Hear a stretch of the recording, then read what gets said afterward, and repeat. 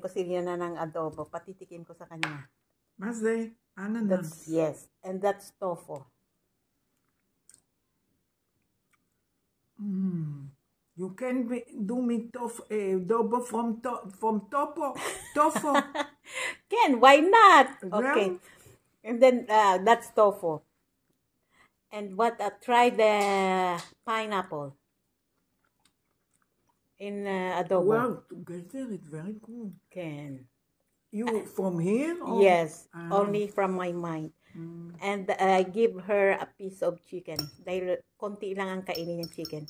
Kahit alam niyang bawal sa kanya, pero hindi niya she cannot say no to the adobo. With rolling eyes pa siya.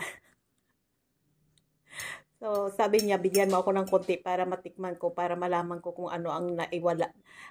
Kung ano daw ang nalus niya sa hindi pagkain ng adobo. Wow. What can you say? It's excellent. Taim. Taim is it's masarap. Another test from every eat. Ken. Because we not eat every day this time. So it's a winner. It's a winner. Yeah. To eat this. Yeah. So you lose.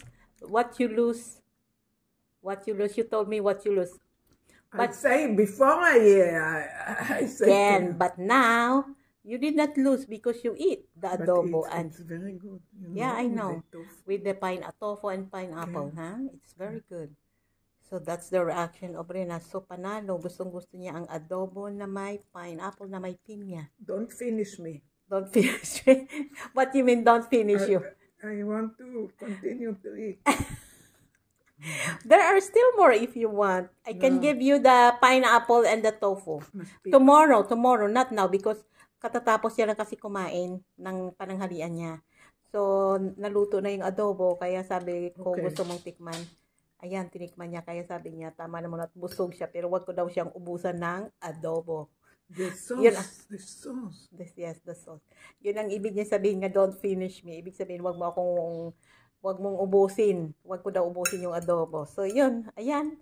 So, panalo. Winner. Bye. Thank you. Say thank you. Say salamat. Salamat. Salamat. Really? Look at me and say salamat. Salamat. Bye-bye. Bye-bye. Very good taste. Very good eat. Very good. Very good food. Okay, bye-bye. Not everyone win to English. Ken. So, thank you. Tanakon. Bye-bye.